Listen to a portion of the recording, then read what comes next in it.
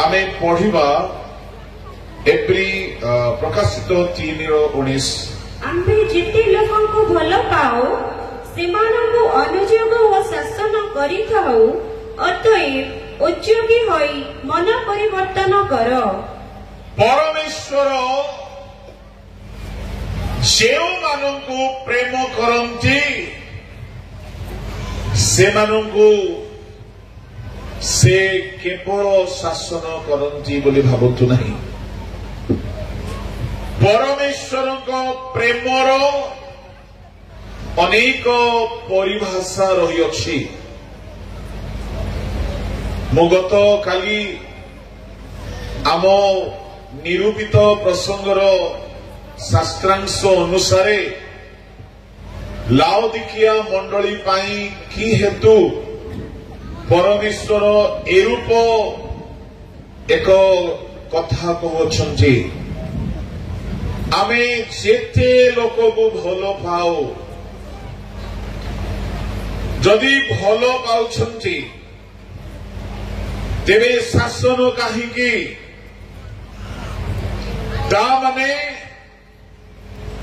जहा को परमेश्वर भल पाउछंती से व्यक्ति आउ परमेश्वर को जो शब्द शासन से भितरे गोटे कथा लुकायित अछि।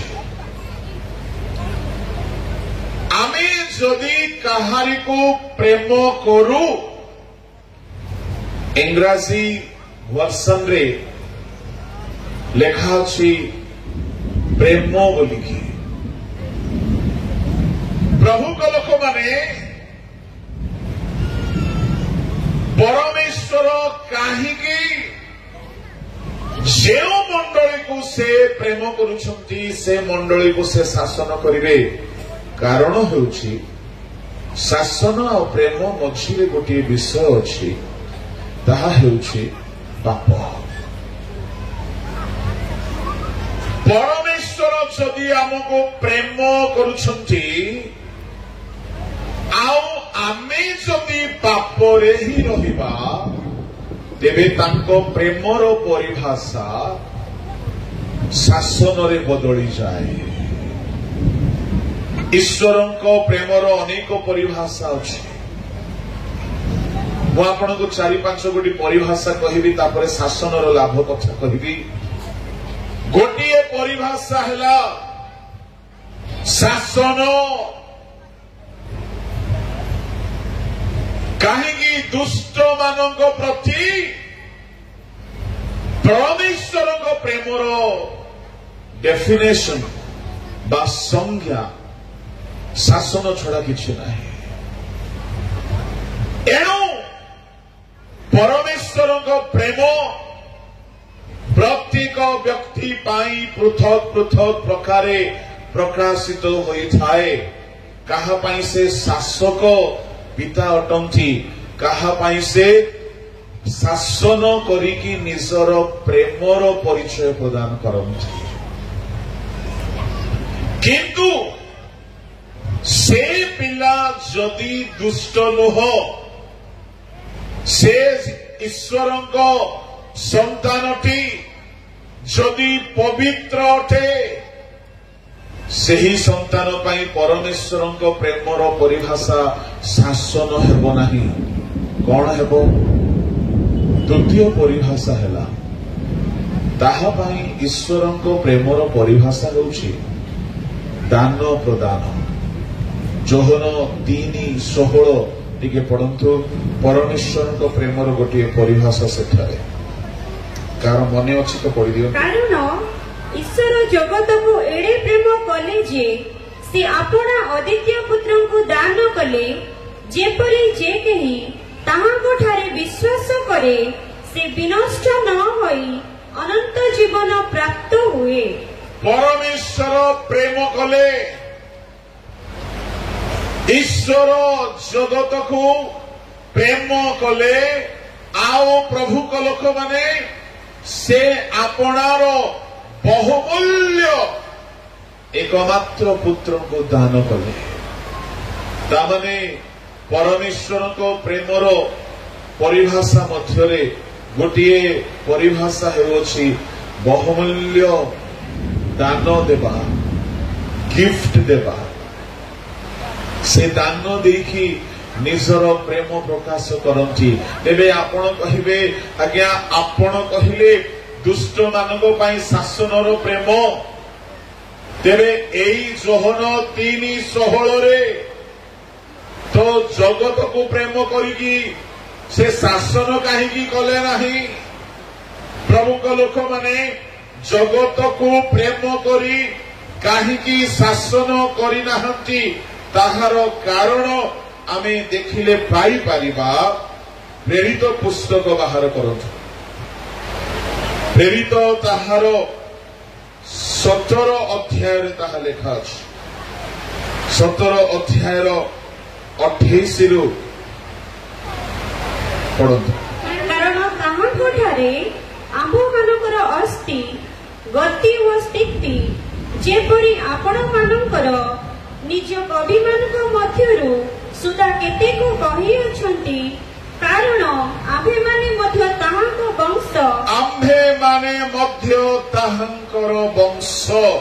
तापरे 29-30 तेबे आम्भे माने ईश्वरकर वंश हेबारु ईश्वरक स्वरूप मनुष्यर शिल्प ओ कल्पना अनुसारे खदित स्वर्ण की रौप्य कि प्रस्तर तुल्य ज्ञान करिबा आम्भ मानकर उचित नहे। ईश्वर सेही अज्ञानतार काल अपेक्षा करि अछंती सत्य, किंतु एबे से सर्वत समस्त मनुष्य को मन परिवर्तन करिबा निमंते जणांती। गोटे समय थिला, सेई समय को प्रभु नाम देउछंती अज्ञानतार समय। प्रभु को लोक माने समग्र जगत निवासी अज्ञानतार सहित पाप करुथिबा बेले परमेश्वर आपणार एकमात्र पुत्र को जगत को दान करे। जदि केही अज्ञान भावरे ध्यान देबे अस्तव्यस्त आमे हेबा नहीं। जेहेतु प्रभु बहुत कंदमाल सीखो एते दया करिसंती कि वर्षा हेले मध्य आपण भिजिबे नहीं, वाक्य सुनी पारिबे। पक्का टेंट रो अरेंजमेंट हेछि। आउ से वर्षा दीदी आसीबो जीवो आउ मेघ भाईना गर्जन करिवो, किंतु आपण भाई भौणी माने प्रभु को वाक्य रे आमोद प्रमोद करंतु। बोलो यीशु मसीह की जोरे कहबा हालेलुया, हालेलुया। आउ टिके जोरे हालेलुया। ईश्वर जगत को प्रेम कले, प्रेम करिकी शासन आरंभ करि नाहंती। काहीकि जेहेतु जगत अज्ञानतार सहित पाप करुथिला। एनु जदि केही अज्ञानतारे पाप करियोछि ताको परमेश्वर शासन करंती नाही। मु आपनको कहिबा पई चाहे आमे एठारे जदि केही अज्ञानतारे कोनोसी पाप करि देइथिलु, प्रभु को लोक माने अज्ञानर पापर दंड प्रभु दियंती नाही। मने रखिबे जदि केही भी अजाणतरे अज्ञानरे भूल करि दिए ताहार से भूल को परमेश्वर अज्ञ व्यक्ति बोली, अजणा व्यक्ति बोली, से अज्ञानी बोली परमेश्वर अज्ञानर काल को धरती नाही। से पाप को से धरती नाही। से अज्ञानर पाप कर्म को उपेक्षा करती। अच्छा ताहले केही केही भाबुथिबे जाह गोटे भल कथा अज्ञान रे जदि पाप हो गले प्रभु आमको दंड देबे नाही। सुनतु एठारे किए अछती आज्ञा अज्ञानी? आमे तो पाप संबंधी ज्ञान रे सबु पीएचडी करिछु, स्कॉलर गुडा को काहाको मिछ कहिबार ज्ञान नहीं कहत, काहाको लोभ करिबार नॉलेज नहीं, କାହାକୁ ରାଗିବାର ଜଣା ନାହିଁ କୁହନ୍ତୁ, କାହାକୁ ଅଭିଳାଷର ଧାରଣା ନାହିଁ, କାହାକୁ ବ୍ୟଭିଚାର ପାପର ଜ୍ଞାନ ନାହିଁ। କିଏ ସେ ପାପର ଜ୍ଞାନ ହିଁ ରଖିନାହାନ୍ତି, କିଏ ସେ ଅଜ୍ଞାନୀ? ପ୍ରଭୁଙ୍କ ଲୋକମାନେ। ହଁ,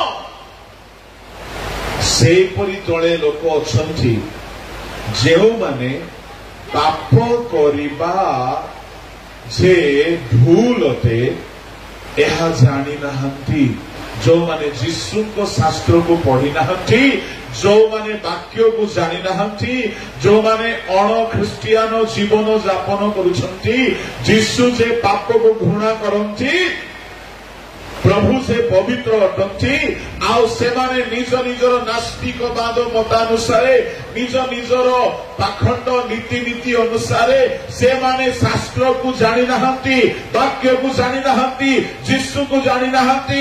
ସେମାନେ କାଷ୍ଠ ପ୍ରତିମା ବା ଗଛ ପତ୍ରର ସେମାନେ ଭକ୍ତ ହୋଇଛନ୍ତି।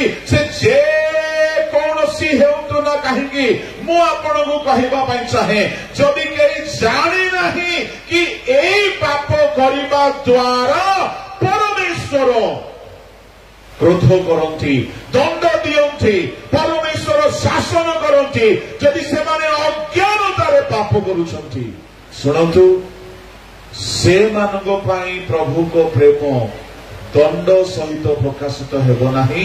ସେମାନଙ୍କ ପାଇଁ ପ୍ରଭୁଙ୍କ ପ୍ରେମ ଦାନ ସହିତ, ଅତୁଳନୀୟ ଦାନ ସହିତ। ଏଣୁ ଅଣ ଖ୍ରୀଷ୍ଟିଆନ, ଅଣ ଜିହୁଦୀ, ବିଜାତି ମାନଙ୍କ ପାଇଁ ପରମେଶ୍ୱର ସେମାନେ ଚୋରି କରୁଥିଲେ ବି ଦଣ୍ଡ ଦେଉନାହାନ୍ତି, ସେମାନେ ବ୍ୟଭିଚାରୀ ହେଲେ ବି ଦଣ୍ଡ ଦେଉନାହାନ୍ତି, ସେମାନେ ବେଶ୍ୟାଳୟ ଖୋଲିକି ବସିଲେ ବି ଦଣ୍ଡ ଦେଉନାହାନ୍ତି, ସେମାନେ ପାପ କଲେ ବି ଦଣ୍ଡ ଦେଉନାହାନ୍ତି। ଏଣୁ ଚିହ୍ନି ରଖନ୍ତୁ। ଆପଣ ଭାବୁଥିବେ ଆଜ୍ଞା ଆମକୁ କାହିଁକି ଏତେ ଦଣ୍ଡ? ଆରେ ଆପଣ ମାନେ ଅଜ୍ଞାନୀ ନୁହନ୍ତି, ଆପଣ ବାଇବଲ ପଢିଛନ୍ତି, ଆପଣ ଚର୍ଚ୍ଚ ଯାଉଛନ୍ତି, ଆପଣ ମନ ପରିବର୍ତ୍ତନ କରିଛନ୍ତି, ଡୁବନ ନେଇଛନ୍ତି, ବାଇବଲ ଧରିଛନ୍ତି, ଆପଣ ଈଶ୍ୱରଙ୍କର ସନ୍ତାନ ଅଟନ୍ତି। ପର ଘର ପିଲାକୁ ଆପଣ ନିଜ ମା ବାପା, ଆପଣଙ୍କ ମା ବାପା ପର ଘର ପିଲାକୁ ଶାସନ କରିବେ? କେବେ କରିବେ ନାହିଁ। ଏଣୁ ଶୁଣି ରଖନ୍ତୁ, ଯଦି ଜଣେ ଅଣ ଖ୍ରୀଷ୍ଟିଆନ, ଅଣ ବିଶ୍ୱାସୀ, ଆପଣ କହିବେ ଆଜ୍ଞା ବିଶ୍ୱାସୀ ମାନେ ବି ତ ପାପ କରୁଛନ୍ତି। ହଁ, ବିଶ୍ୱାସୀ ମାନଙ୍କ କଥା ହିଁ ପଡିଛି ଏଠାରେ। ଯଦି ଜଣେ ଖ୍ରୀଷ୍ଟିଆନ ହେଇକି ପାପ କରୁଛି ଆଉ ଦଣ୍ଡ ପାଉନାହିଁ, ତାମାନେ ସେ ଖ୍ରୀଷ୍ଟିଆନ ବି ଖ୍ରୀଷ୍ଟିଆନ ନୁହଁ, ସେ ପ୍ରଭୁଙ୍କୁ ଜାଣି ନାହିଁ, ବାକ୍ୟ ଜାଣି ନାହିଁ, ସତ୍ୟ ଶୁଣି ନାହିଁ।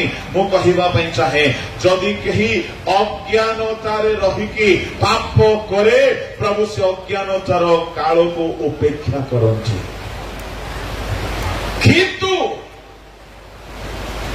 যদি কে সত্য জ্ঞান প্রাপ্ত হেলা পরে পাপ করে, তাহাকে সে ক্ষমা দিয়ନ୍ତି ନାହିଁ, ସେ ଶାସନ କରନ୍ତି। ପଢି ଦିଅନ୍ତୁ 10 ଅଧ୍ୟାୟର 25-26 ପଦ।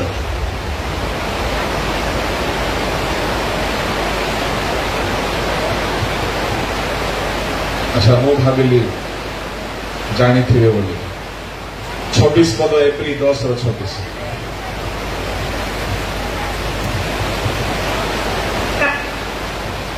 କାରଣ ସତ୍ୟ ଜ୍ଞାନ ଲାଭ କରିବା ପରେ ଯଦି ଆମ୍ଭେମାନେ ସ୍ୱେଚ୍ଛାପୂର୍ବକ ପାପ କରୁଥାଉ, ତେବେ ପାପାତ୍ମକ ବଳି ଆଉ ଅବଶିଷ୍ଟ ନ ଥାଏ, ବରଂ ବିଚାରର ଏକ ପ୍ରକାର ଭୟଙ୍କର ପ୍ରତୀକ୍ଷା ଓ ବିପକ୍ଷ ମାନଙ୍କୁ ଗ୍ରାସକାରୀ ଅଗ୍ନିର ପ୍ରଚଣ୍ଡତା ଅବଶିଷ୍ଟ ଥାଏ। ଶୁଣନ୍ତୁ, ଯେତେ ଯୁବା ଯୁବତୀ ଭାଇ ଭଉଣୀ ମାନେ ଅଛନ୍ତି, ଯଦି ଆପଣ ବାକ୍ୟ ଶୁଣିଲା ପରେ, ଆପଣ ଯୀଶୁଙ୍କ ବିଷୟରେ ଜାଣିଲା ପରେ, ଯଦି ଆପଣ ଜାଣି ଜାଣିକି ପାପ କରୁଛନ୍ତି, ପରମେଶ୍ୱର ଆପଣଙ୍କୁ ପ୍ରେମ କରୁଥିବା ହେତୁ ଏକ ଭୟଙ୍କର ଦଣ୍ଡ ସେ ଦିଅନ୍ତି। ଏଣୁ ଅଜ୍ଞାନତାର ଅଜ୍ଞାନତାରେ ପାପ କରିବା ଲୋକମାନଙ୍କ ପାଇଁ ତାଙ୍କର ପ୍ରେମ ଦଣ୍ଡ ଯୁକ୍ତ ନୁହେଁ, ତାଙ୍କର ପ୍ରେମ କେବଳ ଆଶୀର୍ବାଦ ଯୁକ୍ତ ଅଟେ। ମୁଁ କହିବା ପାଇଁ ଚାହେଁ, ଯେତେବେଳେ ଆମେ ଦେଖୁ ବ୍ୟଭିଚାର କର୍ମରେ ଧରା ଯାଇଥିବା ଗୋଟିଏ ସ୍ତ୍ରୀ ଯୀଶୁଙ୍କ ନିକଟକୁ ଆସିଲା, ଆଉ ଯୀଶୁ ତାହାକୁ ଦଣ୍ଡ ଦେଲେ ନାହିଁ। କାହିଁକି? ଅଜ୍ଞାନତାର କର୍ମ କରିଥିବା, ଅଜ୍ଞାନତା ହେତୁ ଯଦି କେହି ପାପ କରିଥାଏ, ଈଶ୍ୱରଙ୍କ ବିଷୟରେ ଧାରଣା ନାହିଁ, ବାଇବଲ ବିଷୟରେ ଧାରଣା ନାହିଁ, ପରମେଶ୍ୱର ଯେ ଏହା ଭଲ ପାଆନ୍ତି ନାହିଁ ବୋଲି ଜଣେ ଜାଣି ନାହିଁ, ଅଜ୍ଞାନୀ ହୋଇକି ପାପ ଜଣେ କରିଛି, ପ୍ରଭୁଙ୍କ ଲୋକମାନେ ସେମାନଙ୍କୁ ପ୍ରଭୁ ଦଣ୍ଡ ଦିଅନ୍ତି ନାହିଁ। ସେମାନଙ୍କ ପାଇଁ ପ୍ରଭୁଙ୍କ ପ୍ରେମର ପରିଭାଷା ହେଉଛି କେବଳ ଦୟା, କେବଳ କ୍ଷମା, କେବଳ ଆଶୀର୍ବାଦ, କେବଳ ମଙ୍ଗଳ ଦାନ। ଏଣୁ ମୁଁ କହିବି, ପ୍ରିୟ ଈଶ୍ୱରଙ୍କ ଲୋକମାନେ, ଆପଣ କେଉଁ ଦଳର ଅଟନ୍ତି? ଆପଣ ଯୀଶୁଙ୍କୁ ଜାଣିଥିବା ଲୋକ ନା ନ ଜାଣିଥିବା ଲୋକ? ଆପଣ ଅଜ୍ଞାନୀରେ ପାପ କରୁଛନ୍ତି, ଅଜ୍ଞାନରେ ନା ଜ୍ଞାନ ପାଇକି ପାପ କରୁଛନ୍ତି?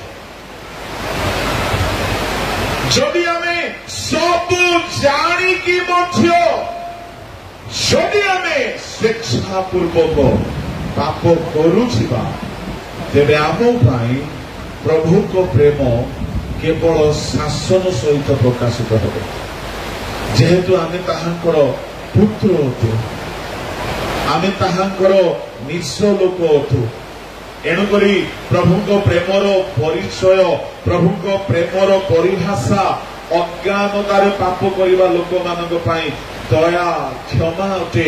କିନ୍ତୁ ପାପର ସତ୍ୟତା, ପବିତ୍ରତାର ସତ୍ୟତା, ବାକ୍ୟର ସତ୍ୟତାକୁ ଜାଣି ଜାଣି ଯେଉଁମାନେ ଦାମ୍ଭିକ ହୋଇ, ଯେଉଁମାନେ ସତ୍ୟଗ୍ରୀବ ହୋଇ, ଯେଉଁମାନେ କଠିନ ମନା ହୋଇ ପାପ କରନ୍ତି, ପ୍ରଭୁ ସେମାନଙ୍କୁ ଘୃଣା କରୁନାହାନ୍ତି, ସେମାନଙ୍କୁ ବି ସେ ପ୍ରେମ ହିଁ କରନ୍ତି। ସେ ପାପୀ ମାନଙ୍କୁ ପ୍ରେମ କରନ୍ତି, କିନ୍ତୁ ସେ ପାପୀ ମାନଙ୍କୁ, ଯେଉଁମାନେ ବାକ୍ୟ ଜାଣି ଜାଣିକି ପାପ କରୁଥିବା ଈଶ୍ୱରଙ୍କ ସନ୍ତାନ, ଏମାନଙ୍କୁ ସେ ଶାସନ ଦ୍ୱାରା ପ୍ରେମ କରନ୍ତି। ଏଇଟା ଗୋଟିଏ ପରିଚୟ। ତୃତୀୟ, ପ୍ରଭୁଙ୍କ ପ୍ରେମର ପରିଚୟ ହେଲା ତାଙ୍କର ପ୍ରେମ ସେ ପରିତ୍ରାଣ ଦେବା ଦ୍ୱାରା ପ୍ରକାଶ କରନ୍ତି। ରୋମିଓ 5:8 ପଢନ୍ତୁ। ଏହା ତାଙ୍କର ଆଉ ଗୋଟିଏ ପ୍ରକାର ପ୍ରେମର ପରିଭାଷା ଅଛି। ପାପୀ ଥିବା ସମୟ ସୁଦ୍ଧା ଖ୍ରୀଷ୍ଟ ଯେ ଆମ୍ଭମାନଙ୍କ ନିମନ୍ତେ ମୃତ୍ୟୁଭୋଗ କଲେ, ସେଥିରେ ଈଶ୍ୱର ଆମ୍ଭମାନଙ୍କ अपना प्रेम सप्रमाण करुअछंती। से आम्भମାନଙ୍କ प्रति आमे पापी थिबा समय सुधा, निरुपाय थिबा समय सुधा से आम्भମାନଙ୍କୁ से पाप क्षमा देवा निमंते निजे गोटे योजना बनाइले। निजे रक्त झराइबा पाई, हाथरे पादरे कंटार माड़ खाइबा पाई, पिठीरे गरडा, मस्तकरे कंटा मुकुट, देहर सब रक्त झराइबा पाई गोटे योजना बनाइले। ए योजना किछि नुहे, यह ईश्वरଙ୍କର प्रेम। शुणतु, आमे कही हेले ताहा मागी नथिलु, से जाचिकी आम पाई बोली क्रूसरे प्राण देले। प्रभु को लोक माने आउ एई प्रेम द्वारा से परित्राणर कर्म आम निमंते करिगले। एणु ईश्वरଙ୍କର प्रेम से जाचिकी प्रदान करते। से मागिबा जाए अपेक्षा करते नहीं, से बिना मूल्य दियंती। आ एते बड़ परित्राण जहाकू केही किणी पारिबे नाही, जहार मूल्य केही देई पारिबे नाही, एपरि परित्राण से बिना मूल्य रे देले। आमे प्रभु को देवार कथा आसिले केही केही 10 टंकार अधिक दियंती नाही। मुझे भावुली बौद्ध कंधमाल सी रे बदान्यर लोक माने निश्चय अच्छा बोली एते विराट बड़ आयोजन हो पारुछि। काली आम नेशनल प्रेसिडेंट कहते सी एते बड़ कंग्रेगेशन सी भी केबे देखी ना सी कन्वेंशन ताने आम लोक माने प्रभु को पाई उदारचित अटंती भल कथा अटे प्रभु को लोक माने आमे जदि प्रभु को देई पारुछु खाली अर्थ नहीं अर्थ तो भल विषय किंतु अर्थ सहित जहा से आम ठारू आशा करती ताहा मध्य आमे तांकु देवा दरकार से आशा करती से आमको प्रेम कले आमे भी ताहांको प्रेम करू प्रभु को नाम धन्यवाद हो यह थिला प्रेमर दुई तीन गोटी परिभाषा आसतु आमे टिके भीतर को जिबा जे शास्त्रांश आमर निया जाइछि परमेश्वर कहउछंती आमे जेते लोक को भलो पाओ शासन करो मंडली लोक मानकु से शासन करंती काहेकि सेई लाओदिकिया मंडली ईशदुष्म अवस्था रे अछंती शीतल नुहंती कि उष्म नुहंती आउ प्रभु कहते तुमे ईशदुष्म हेबारु आमे तुमको आपना मुखरु उद्गार करने को जाऊछु तामाने जो माने आत्मिक भाव रे ईशदुष्म अवस्था रे प्रभु से मानकु उद्गार करिवे आउ से उद्गार मध्यरे ताहांकर शासन मध्य रही अछि प्रभु को लोक माने मु आपण मानकु एई उद्दीपना सभार बेलारे कहिबाकु चाहूछि प्रभु को शासन रो उपकारिता जदि से हमको भल पाती आउ से शासन करती से शासन रे से आम जीवन रे चारि गोटी विषय आनिबा पाई शासन करती कौन से चारि गोटी विषय प्रभु को लोक माने आसतु देखिबा एप्री पुस्तक बाहर करंतु एप्री पुस्तक ताहार 12 अध्याय ताहार 6 पदरु पढ़ी चलतु काहेकि प्रभु शासन करती प्रभु को शासन रो उद्देश्य कौन अटे बड़ ध्यान सहित शुणु प्रेम करती ताहाकु शासन करती पुणी जे पुत्र को से ग्रहण करती ताहाकु प्रहार करती शासन उद्देश्य तो तुम्हें मैंने क्लेश सह्य करुअछ ईश्वर तुमମାନଙ୍କ सहित पुत्र तुल्य व्यवहार करुअछंती कारण पिता जहाँ को शासन न करती एपरी पुत्र किए अछि किंतु जो शासन समस्ते सहभागी जदि तुम्हें मैंने सेठिर अंशी नुह तेरे तुम्हें मैंने पुत्र न हो जार जो अट आहरी मध्य आम्भମାନଙ୍କ शासनकारी आम्भମାନଙ୍କ शारीरिक पितृगण को आम्भे माने समादर कलु तेबे आत्मा मानक पितांकर बरं केते अधिक रूपे वशीभूत होई जीवन प्राप्त न हेतु कारण से मानको जेपरी विहित बधुला तदनुसारे से माने अल्प दिन निमंते आम्भମାନଙ୍କୁ शासन कले किंतु आम्भे माने जेपरी ताहांक पवित्रतार सहभागी हेउ एथिपाई से आम्भମାନଙ୍କ मंगल निमंते शासन करती शासन वर्तमान आनंदजनक बध न हुए दुखजनक बध हुए तथापि जो माने तद्वारा शिक्षा प्राप्त होइछन्ति ताहा परे सेमानकु शांतिर फलस्वरूप धार्मिकता प्रदान करे बस होई जा 5 पद टिके पढि दियंतु 5 पद आहुरामानक परि तुमମାନଙ୍କ प्रति उक्त एही उत्साहवाद्य भूलिअछ हे मोर पुत्र प्रभुଙ୍କ शासनକୁ लघु ज्ञान कर नाही किंबा ताहाଙ୍କ द्वारा अनुजोग प्राप्त हेले क्लांत हुओ नाही प्रभु को नाम धन्यवाद है प्रभु को लोक माने 6 पदरे आमे देखुछु प्रभु जहाँ को प्रेम करती ताहा को शासन करती जे पुत्र को से ग्रहण करती ताहा को से प्रहार करती तामने जदि आमको प्रभु शासन करू नाहंती ताहले आमे ताहांकर पुत्र न हो फले लेखा अछि ଯେଉଁମାନେ ତାହାଙ୍କ ଶାସନର ସହଭାଗୀ ନୁହନ୍ତି ସେମାନେ ଜାରଜ ବୋଲି କହିଲେ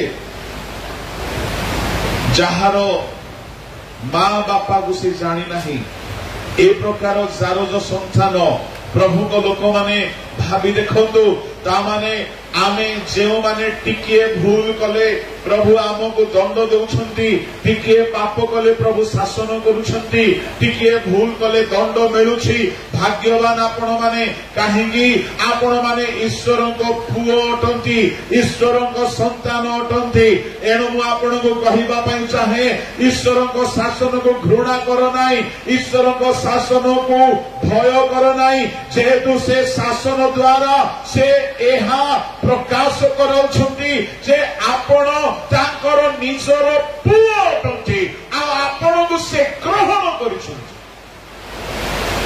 ଯଦି କେହି ବ୍ୟଭିଚାର ଉପରେ ବ୍ୟଭିଚାର ଝିଅ ଧନ୍ଦା ସହିତ ଝିଅ ଧନ୍ଦା गर्लफ्रेंड उपरे गर्लफ्रेंड बॉयफ्रेंड उपरे बॉयफ्रेंड पाप उपरे पाप पोर्नोग्राफी उपरे पोर्नोग्राफी अश्लीलता उपरे अश्लीलता ये सबू करिकी भी बिंदास रहुछि किछि दंड मिलु नाही सुनंतु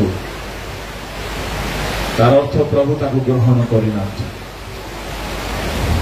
से प्रभु को पिला नुहे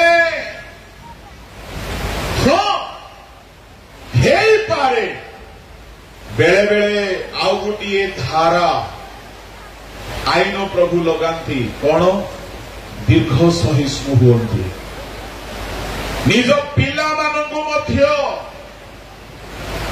से समय दियन्ति बेले बेले से अपेक्षा करन्ति से दीर्घ सहिष्णु एणु करी लेखा अछि ओडिया रे शब्द एते मजा आसे नहीं आम्भ मानक परमेश्वर क्रोध रे धीर किंतु ताहाकु जदि आपण हिंदी रे देखिबे लेखा अछि परमेश्वर विलंब से क्रोध करने वाला तामने विलंबरे से रागंती जदि कही पाप करी करी करी की गुप्तरे अच्छी आउ प्रभु ताहाकु दंड देउ नहंती तो सुनतु हेई पारे प्रभु अपेक्षा करिसंती काहेकि उपदेशक 8:11 टिके पढंतु कुकर्म विरुद्धरे दंडाज्ञा त्वरित शीघ्र नहिबारु मनुष्य संतान मानक अंतकरण कुकर्म करबाकु संपूर्ण आसक्त हुए कुकर्म करी करी लुची लुची रहिला बेले प्रभु दंड सांगे सांगे बेले बेले दियंती नाही काहेकि परमेश्वर विलंब से क्रोध करने वाला से जल्दी रागंती नहीं से जल्दी क्रोध करती नहीं से सहिष्णु दीर्घ सहिष्णुर ईश्वर अटंती एणु करी तांको पिला माने तांको संतान संतति माने पाप कले हैं भूल कले हैं बेले बेले दंड मिलु नहीं किंतु मने रखंतु मो मुरुड़ी पांगा सी कन्वेंशन रे जहाँ प्रचार करी कहार मन अच्छी कि नहीं मोर किंतु मन अच्छी मु से जगार कही पापर वेतन दुई भागरे दियंती गोटे है इंस्टॉलमेंट रे आ गोटे है डायरेक्ट पेमेंट रे इंस्टॉलमेंट रे प्रभु दियंती इस्राएल मान को 40 वर्ष जाए दंड मिलला प्रभु को लोक माने मु कहबा पई चाहे दाऊद को दीर्घ वर्ष दंड मिलला नाथ नासिले दंड डिक्लेयर कले सांगे सांगे पापर धर्म मिली नाही आओ पाप करी की 9 मास दाऊद लुची की थिला बीणा बजाउछि गीत गाउछि नृत्य करुछि उपासना को जाउछि हे पारे बाइबल भी पढुछि किंतु व्यभिचारर दंड मिली नाही नर हत्यार दंड मिली नाही 9 ମାସ ଯାଏ ପ୍ରଭୁ ତାକୁ ଦଣ୍ଡ ଦେଇନାହାନ୍ତି। ସାଧାରଣତଃ ବିଜ୍ଞାନ ବାୟୋଲୋଜିର ନିୟମ ଅନୁସାରେ ଗର୍ଭର ଛୁଆ 9 ମାସ ପରେ ହିଁ ଜନ୍ମ ହୋଇଥାଏ। ଆଉ ବତ୍ସେବା ଦାଉଦଙ୍କ ମଧ୍ୟରେ ଯେଉଁ ପାପଟି ହେଲା ତାହାର ଫଳ 9 ମାସ ପରେ ଗୋଟିଏ ବ୍ୟଭିଚାରର ସନ୍ତାନ, ଯାର ଯୋଉ ସନ୍ତାନ ଜନ୍ମ ହେଲା। ପ୍ରଭୁଙ୍କ ଲୋକମାନେ, ମୁଁ କହିବା ପାଇଁ ଚାହେଁ 9 ମାସ କାଳ ପ୍ରଭୁ ନୀରବ ରହିଲେ। କେତେ ସହିଷ୍ଣୁ ଅଟନ୍ତି ପ୍ରଭୁ।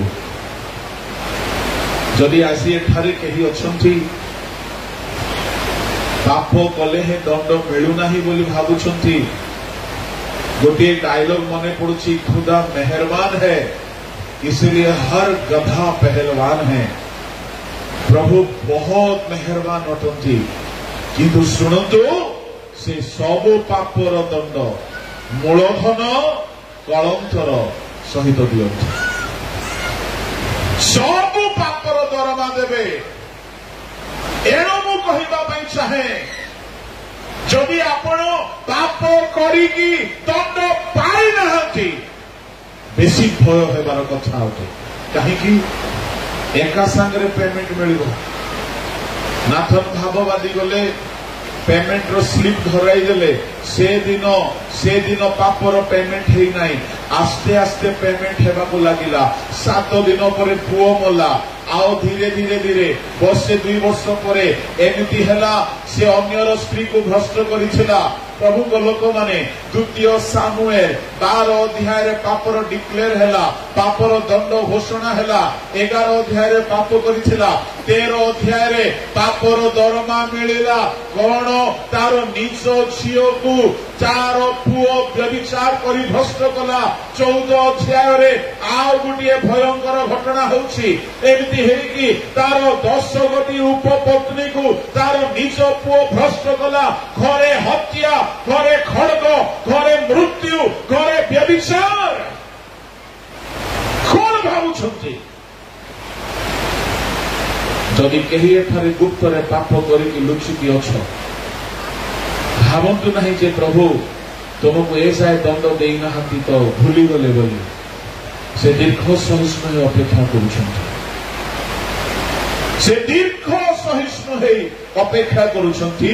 एणु तांको पिला मानंगु, पुओ मानंगु, संतान मानंगु बेले बेले से विलंबरे दंड दियंती, तो बेले बेले शीघ्र दंड दियंती। प्रभु को लोक माने काहेकि से दंड दियंती? तांको दंड देवार उद्देश्य हेउछि, आमे जदि देखिबा तांको शासनर उद्देश्य हेउछि से आमको टिके पढ़ी दियंतु। एप्री 12 अध्याय शासनर केतोटी आशीर्वाद मु आपण मानकु कहबाकू चाहूछि। पढ़ी दियंतु 9 पद। आहुरी मध्य आम्भमानक शासनकारी आम्भमानक शारीरिक पितृगणଙ୍କୁ आम्भेमाने समादर कलु, तेबे आत्मा मानक पितांकर बरं केते अधिक रूपे बसीभूत होई जीवन प्राप्त न हेबु।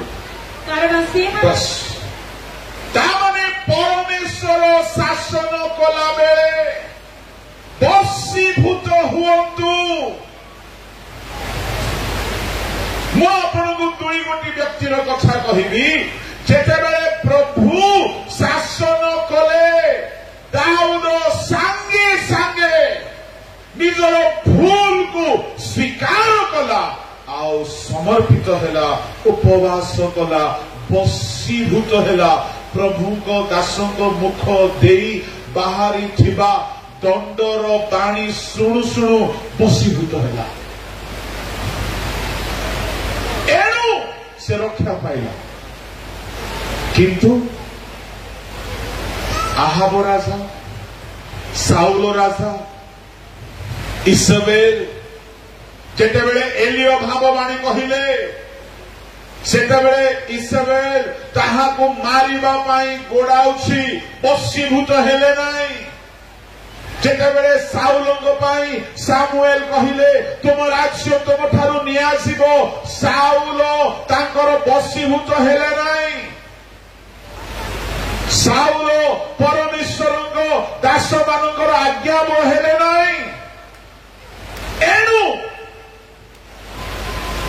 परमेश्वर ठारू जो जीवन मिलिबार थिला जो ब्लेसिंग मिलिबार थिला साउल ताहा हराइले आहाब ताहा हराइले इसेबेल रो परिवार ताहा हराइले मु आपनको कहिबा पई चाहे जीवन रे जदि भूल करिकि आपण माने दंड पाउछंती से दंड पाइला बेले प्रभु को लोक माने दाऊद ठारू सिखंतु केमिति ईश्वरंकर बसीभूत होती दाऊद संगे संगे नाथन रो बसीभूत हेले आपण देखिबे बाइबल रे जेतेबेले कहिले जेतेबेले एलियो कहिले तुम पितृवंश इस्राएल को दुख देइछ तुमरो परिवार इस्राएल को दुख देइछ सेतेबेले आहाब बसीभूत हेला नै हो मु भूल करिछि बोली कहिला नै निज स्त्री सहित कथा हेकी एलियो को मारिबा पाई बोली षडयंत्र कला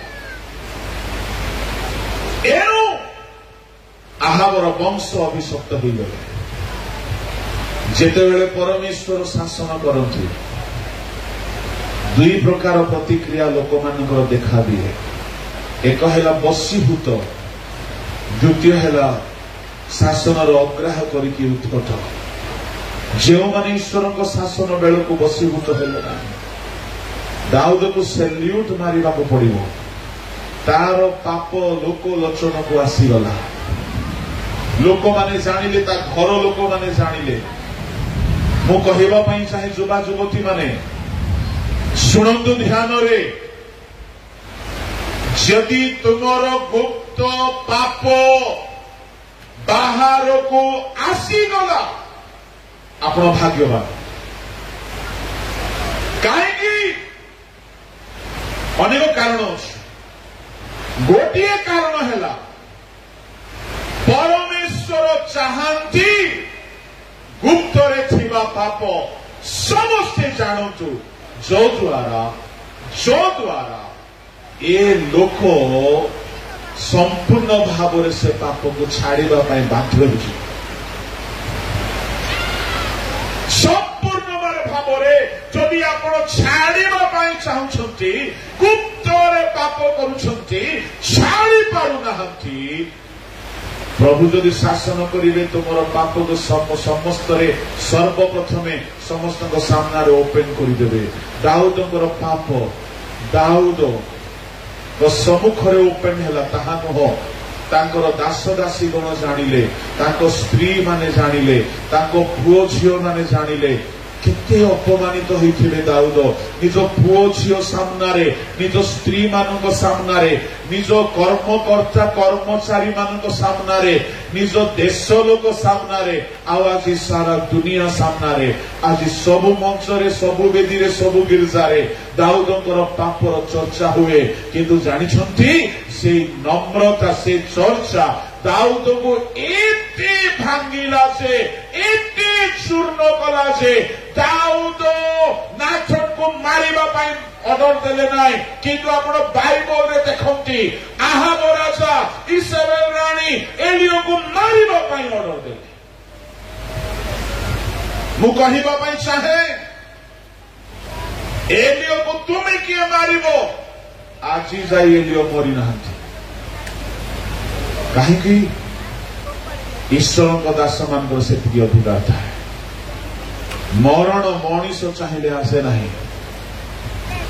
जदि आहाब नम्र होगी बसीभूत होते प्रभु को लोक मैंने रक्षा पाई था मु कहवाई चाहे दाऊदर पाप ओपेन है समस्ते जानिले आ दाऊद सही क्षणी स्वीकार कले हाँ मु पाप करुछि एहा कहिले नाही टिके रूम भीतर को चलो टिके लुचिकी कुह कहिले नाही टिके मते गुप्त रे कुह मो दास माने अछंती प्रभु कहिले कोन बोली द्वितीय सामुएल 12 अध्याय रे तुमे एही कर्म गोपन रे कलो मात्र आमे ताहा प्रकाश रे दंड देबा पढନ୍ତୁ से पद द्वितीय सामुएल भाविली काढ़ी रेडी थे बोली द्वितीय सामुएल 12 अध्याय पढ़ पढ़ प्रभु एही कथा कहंती देख आम्भे तुम्भ निज वंशरु तुम्भ विरुद्धरे अमंगल उत्पन्न करिबा ओ आम्भे तुम्भ भार्य मानकु तुम्भ सम्मुखरे नै तुम्भ आत्मीय को देबा कहिले से एही सूर्य सम्मुखरे तुम्भ भार्यगण सहित शयन करिबो तुम्भे एहा गोपनरे कल मात्र आम्भे एही कर्म समुदाय इस्राएल आगरे ओ सूर्य सम्मुखरे करिबा सेतेबेले दाऊद नाथन को कहिले मु सदाप्रभुଙ୍କ विरुद्धरे पाप करियछि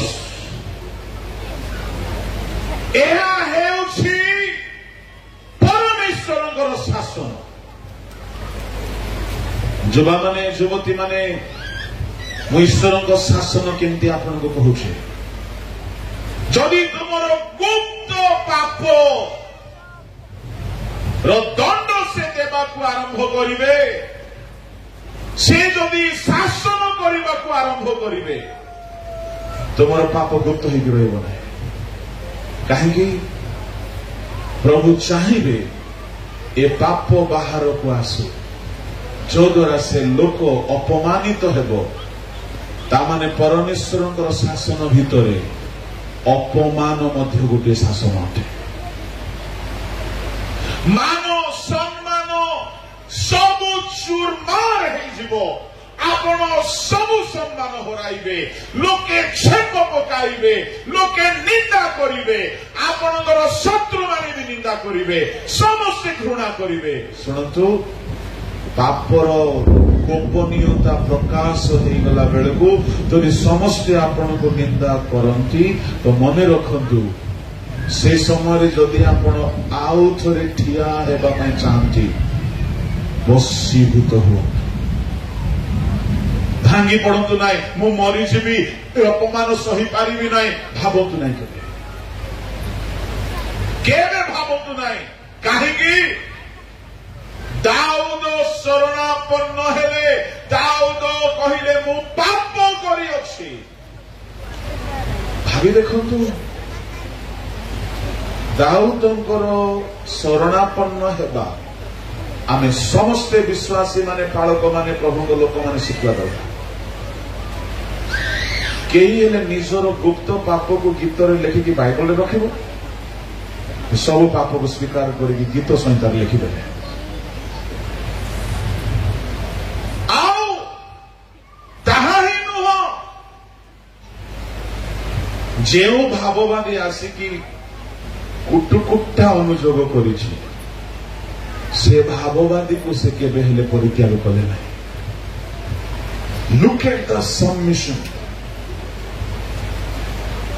ଏମିତି ହେଲା ଯେ ଦାଉଦ ଏତେ ଶରଣାଗତ ହେଲେ ଏତେ ବଶୀଭୂତ ହେଲେ 7 ଦିନ ଉପବାସ କଲେ ଯଦି ତୁମର ପାପ ପ୍ରକାଶ ହେଇଯାଇଛି କେହି ଯଦି ଏଠାରେ ଅଛ ଅପମାନିତ ହେଇଯାଇଛ ତୁମର ପାପ ଯଦି ଅପମାନ ଆଣିଦେଇଛି ମରିଯିବାକୁ ଇଚ୍ଛା ହଉଛି ଆଜି ପ୍ରଭୁ କହୁଛନ୍ତି ତୁମେ ଉପବାସ କର ବଶୀଭୂତ ହୁଅ ଶାସନ ଧର୍ମ ପକ୍ଷରେ ବାହୁଡ଼ିବ ଶାସନ ମଙ୍ଗଳ ଆଣିଦେବ ତୁମର ଅମଙ୍ଗଳ ହେବ ନାହିଁ ଦାଉଦ ସବୁ ପାପକୁ ନେଇ 7 ଦିନ ଉପବାସ କଲେ ଆଉ ପ୍ରଭୁଙ୍କ ଲୋକମାନେ ପ୍ରଭୁ ତାଙ୍କ ପ୍ରାର୍ଥନା ଶୁଣିଲେ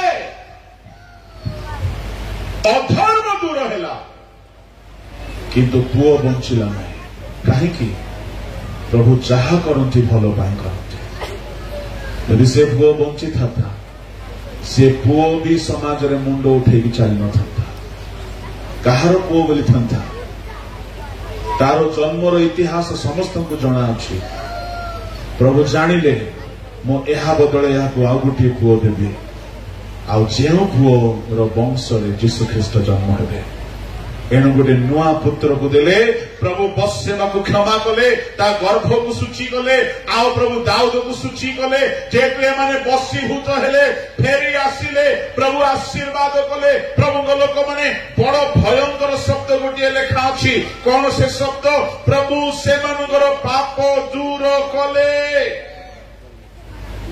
12-15 ପଢନ୍ତୁ ଏହିଠାରେ ନାଥନ ଆପଣା ଗୃହକୁ ଚାଲିଗଲେ ଅନନ୍ତର ସଦାପ୍ରଭୁ ଉରିୟର ଭାର୍ଯ୍ୟ ଠାରୁ ଜାତ ଦାଉଦଙ୍କର ପୁତ୍ରକୁ ଆଘାତ କରନ୍ତେ କାହାର ଭାର୍ଯ୍ୟ ଠାରୁ ଜାତ ଉରିୟଙ୍କର ଭାର୍ଯ୍ୟା। କାହାର ପୁଅ? ଦାଉଦଙ୍କର ପୁଅ। କେମିତି ଲାଗୁଛି ଶୁଣିଲେ? ଭାର୍ଯ୍ୟା ଅଲଗା ଲୋକର, ପୁଅ ଅଲଗା ଲୋକ। ପ୍ରଭୁ ଏ ଖରାପ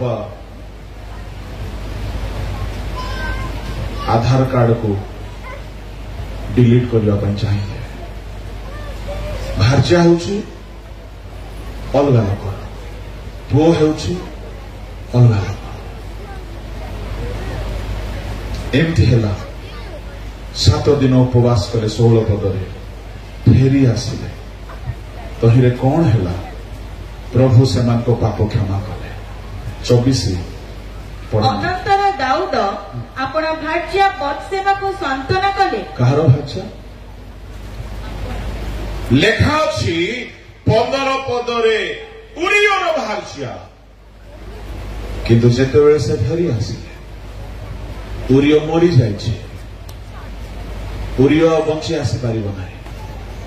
ବିଧବା ହେଇଯାଇଛି, ଭ୍ରଷ୍ଟ ହେଇଯାଇଛି, କଳୁଷିତ ହେଇଯାଇଛି, ଗର୍ଭ ଅଶୁଚି ହେଇଯାଇଛି। କେତେ କେତେ ବଡ ବଦନା। ଫେରି ଆସିଲେ। ଫେରି ଆସନ୍ତି, ଉପବାସ କରନ୍ତି। ଦଣ୍ଡ ବି ମିଳିଲା। ଗର୍ଭର ଛୁଆ ମରିଗଲା। ସମାଜରେ ନିନ୍ଦା, ଅପମାନ, ଲଜ୍ଜା, ଏତେ କଷ୍ଟର ଶାସନ ପାଇଲେ ହେ ଦାଉଦ ଉପବାସ କରି ଫେରିଲେ। ପ୍ରଭୁ କ୍ଷମା ଦେଲେ। କ୍ଷମା ଦେଇକି ସେ ଉଭୟଙ୍କୁ ପ୍ରଭୁ ଗ୍ରହଣ କଲେ।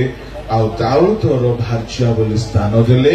ଖାଲି ସେତିକି ନାହିଁ, ମୁଁ କହିବା ପାଇଁ ଚାହୁଁଛି, ଯଦି ଆପଣ ପ୍ରଭୁଙ୍କ ଶାସନ ବେଳକୁ ସମର୍ପିତ ହେବେ, ପୁରାତନ ସବୁ ପାପ ପ୍ରଭୁ ଲିଭାଇ ଦେବେ। ପୁରାତନ ସବୁ ଦୁର୍ନାମ ଲିଭିଯିବ। ଆପଣ ସମାଜରେ ଅଳ୍ପ ଦିନ ନିନ୍ଦିତ ହେବେ। ଏମିତି ହେଲା। ଯୀଶୁଙ୍କ ବଂଶାବଳୀ ଦେଖିବେ, ଏଇ ବତ୍ସେବାର ପୁଅ ହେଲେ ସୋଲୋମନ, ଆଉ ସୋଲୋମନଙ୍କ ବଂଶାବଳୀରେ ଯୀଶୁ ଖ୍ରୀଷ୍ଟ ଜନ୍ମ ହେଲେ।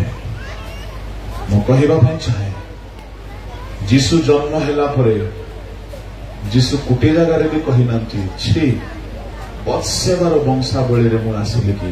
ବରଂ ଯୀଶୁ କହିଲେ, ମୁଁ ଦାଉଦଙ୍କ ସନ୍ତାନ। ପ୍ରଭୁଙ୍କ ଲୋକମାନେ ଶାସନର ଶରଣାଗତ ହୁଅନ୍ତୁ, ଦୁର୍ନାମ ସୁନାମରେ ପରିଣତ ହେବ। ଯଦି ଭିତରେ ଭିତରେ ପାପ କରିକି ପରମେଶ୍ୱର ଶାସନ କଲା ବେଳକୁ ଯଦି ବାହୁଡ଼ିବ ନାହିଁ, ତେବେ ପରମେଶ୍ୱର ତୁମକୁ ଆଉ ଦୟା କରିବେ ନାହିଁ। ଏଣୁ ଯେଉଁମାନେ ଶାସନର ବଶୀଭୂତ ହୁଅନ୍ତି, ସେମାନେ ଜୀବନ ବାଣ୍ଟେ।